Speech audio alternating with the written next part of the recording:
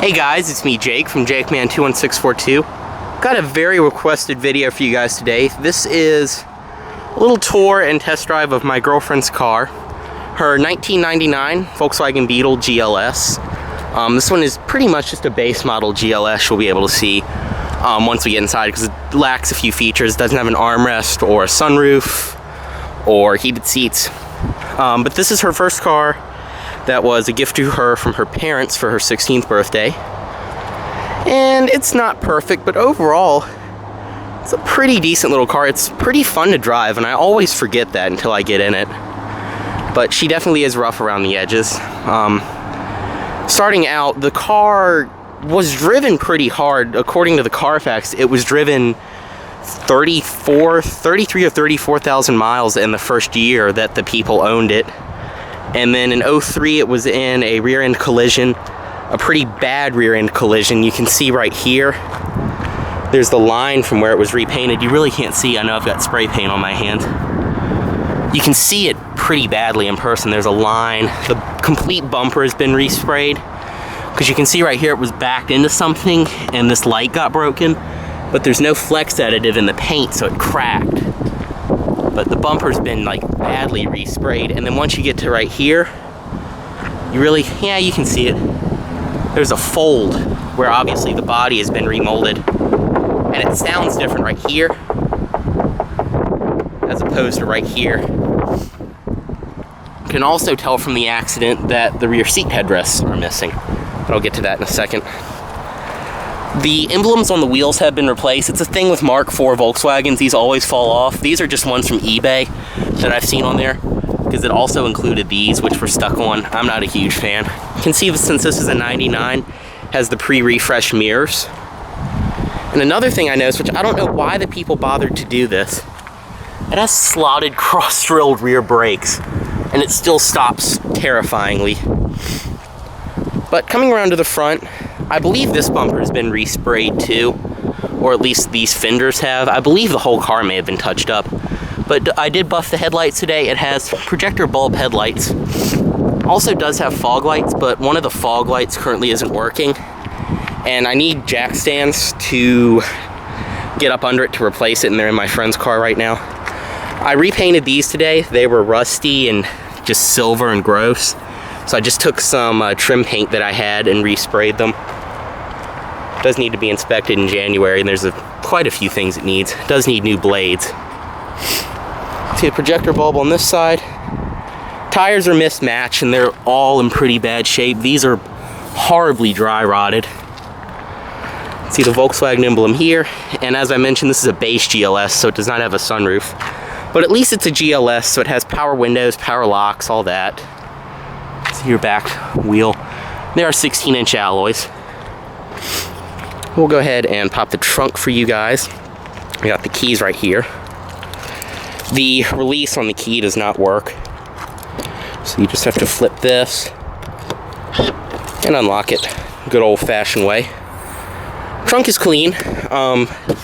When you take the cover out and look down here, you can tell definitely it's been an accident from just the way it looks. Paint really doesn't match up, and you can tell it's kind of been bonded back together. Spare tire, jack, all that.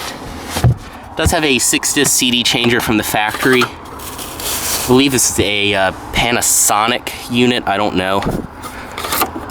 And there's some wires back here, not for this, but these look like they went to an amp that was once in here, which makes sense because the stereo is terrible. Let's have a power outlet. And I don't know if this is missing the drawstrings or not. I have had people tell me that these didn't have them, but it does have the cargo shelf. As you can see, headrests are missing.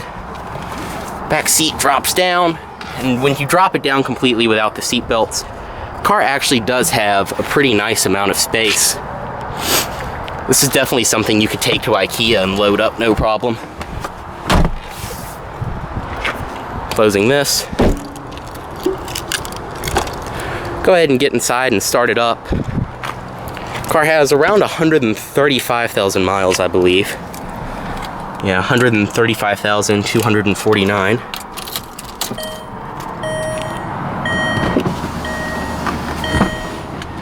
Close the door so it won't chime. Definitely needs motor mounts. It shakes when you start it. But you do have just your standard wheel, not leather wrapped or anything, and I really like the material that this wheel is. Loud horn is all Volkswagens. The paint was peeling right here. It was rubbed off. It was black, so I just kind of hit it with a silver Sharpie. Ghetto, but it worked. Here are your headlight controls, your one fog light, which I'm going to fix. Brights are on for some reason. But as you can see, it's got the classic Volkswagen purple interior lighting. Very nice looking. It does have an aftermarket Pioneer radio right here, and it's not that great sounding.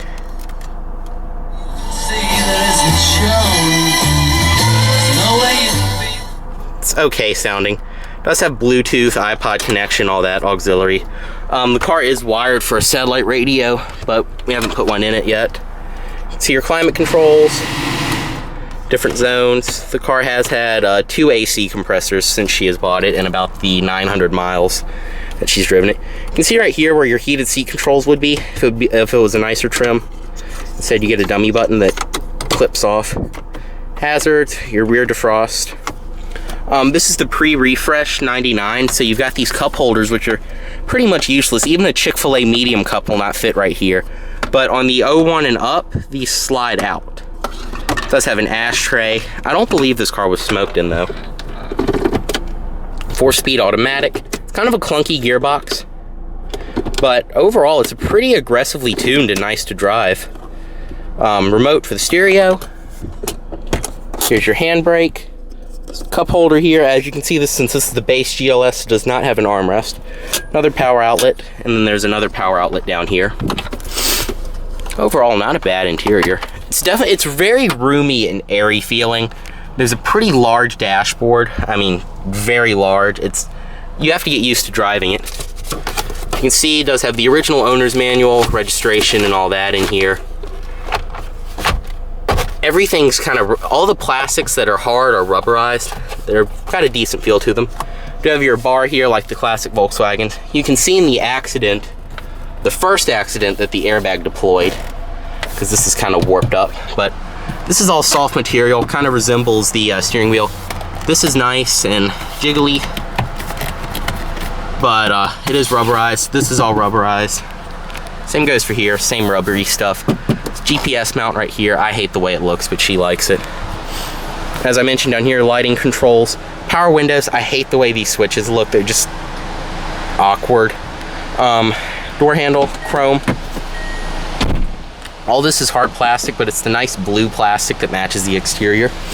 This is sagging like they all do. We have a pocket down there, trunk and fuel cap release. Speaker does have a 4-speaker audio system. Since this is the base, it does not have the monsoon audio. As you can see, the ABS light is on, and otherwise, it's pretty much your interior. This one, the headliner was taken out and it was sprayed with, I believe this is the type of paint that you would spray the inside of a grill or a fire pit with. It's just gross. I don't like it at all. And it retains heat in the summer. You will get in and you can just feel the heat coming off of it. Mirror. Your center mirror, you do have a clock and outside temperature gauge that the GLS came standard with. Here some storage. You have more storage over here, which this container is gross. Steering, nice snappy hydraulic power steering. It's actually very fun to drive. See, the ABS light is on. Back seat, and I love doing this with these Beetles. You can chirp the horn with the seat if you jerk it up too fast. But the back seat overall to get in, it's not that bad. And once you're back here, there's a decent amount of legroom. It's no worse than a Mustang, actually, as the seat dips in. You do have a pocket on each seat. But headroom, lacking, definitely. If you lean forward a little bit, you've got a nice amount of room. And up front, you have a great amount of room. You do get these stupid headrests, which Emily likes, I don't like. You do have little handles right here. Everything in the back is rubberized, hard touch. And as I mentioned, no headrests. But overall, the back seat isn't terrible. And getting in and out, even for a fatty like me, it's not really that hard. Go ahead and pop hood.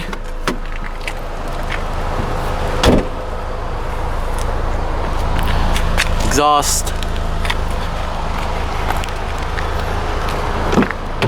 and the passenger side. And up front, you can see your headlights, projector beams. But up front, these hood releases are terrible, they all break. You have the 2-liter, 4-cylinder, 8 valves, pretty nice. Definitely a reliable engine. I would not buy a new Jetta with it. It's not very rev happy, it's pretty noisy, but tried and tested, I will give it that. These are reliable. That didn't close all the way. Go ahead and give it a little rev, and we'll take it for a test drive. You can hear the cooling fan cut on. It's something that actually does work on this car. You do have your tiny tack, as I mentioned. Definitely has some valve chatter.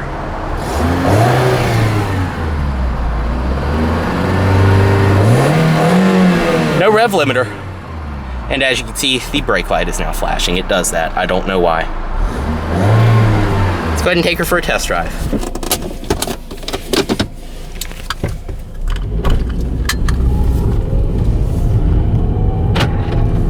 It does automatically lock once you hit 15 miles per hour.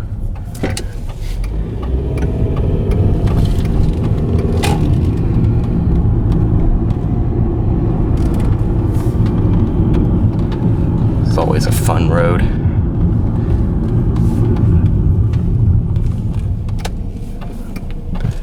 One thing I will say is the A-pillar in this car is rather large, and it does make it quite hard to see.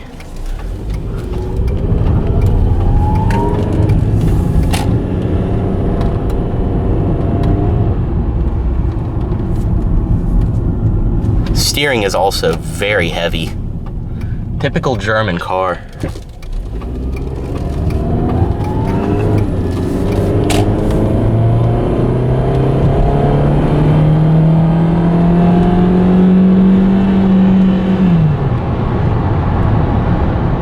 Transmission is aggressively tuned though. Overall, it's not bad to drive.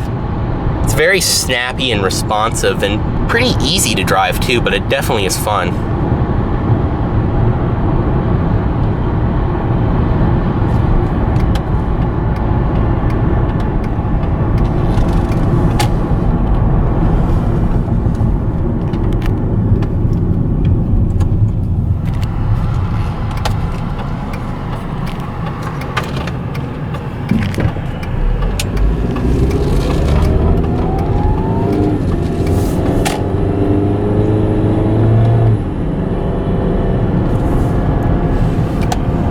Overall, for a cheap 4-cylinder car, I was not expecting the engine to actually be this quiet.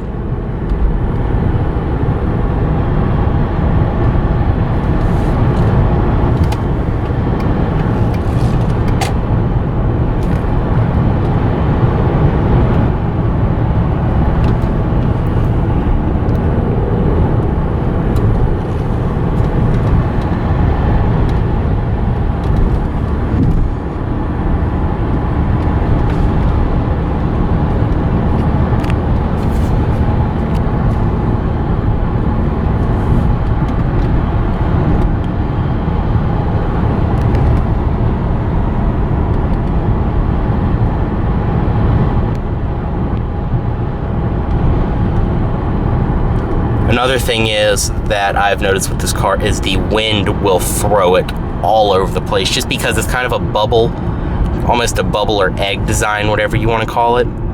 And the wind will just grab it and throw it all over the road, especially on the highway.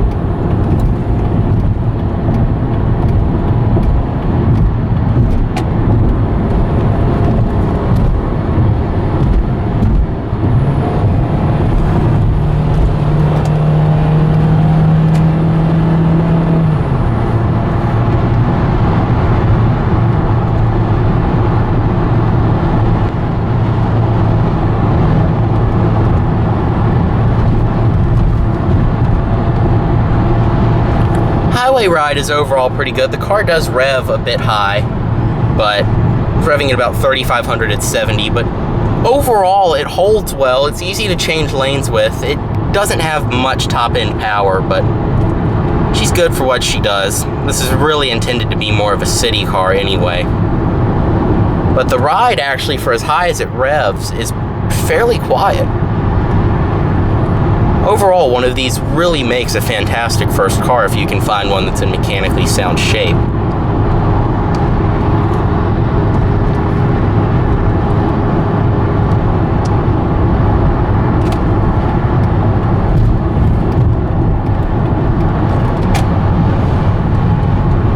You can see what I mean, though, about how the winds will very quickly grab it.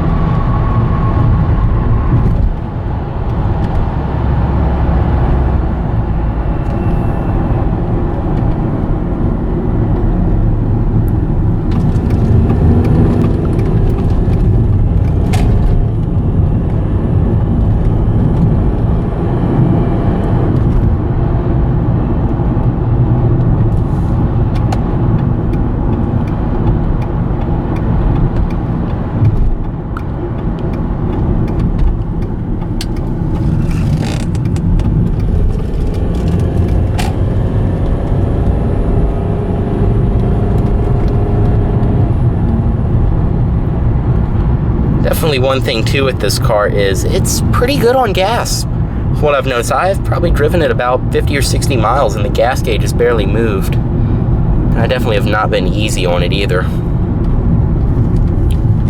One of these, a nice GLX turbo with a stick, would definitely be an enjoyable car to drive. The 2-liter just doesn't have the punch that this car really needs. The later models did offer the 2.5-liter 5-cylinder, but those were also the 5-cylinder that was the more dated one, which only had 150 horsepower, as opposed to 170 as in applications like the Jetta or the Rabbit.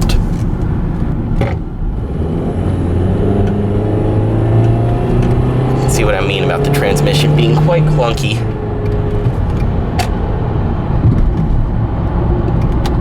That's a one-way street.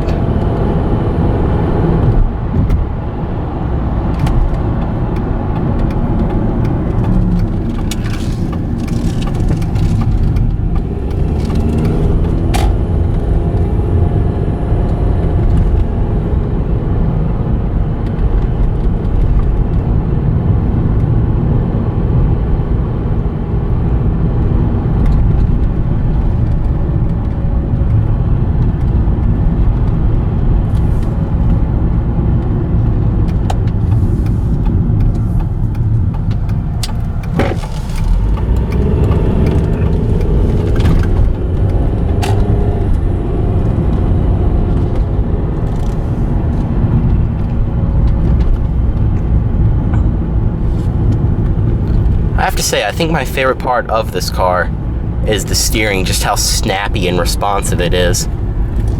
It really just adds to the whole German feel that this car has to it.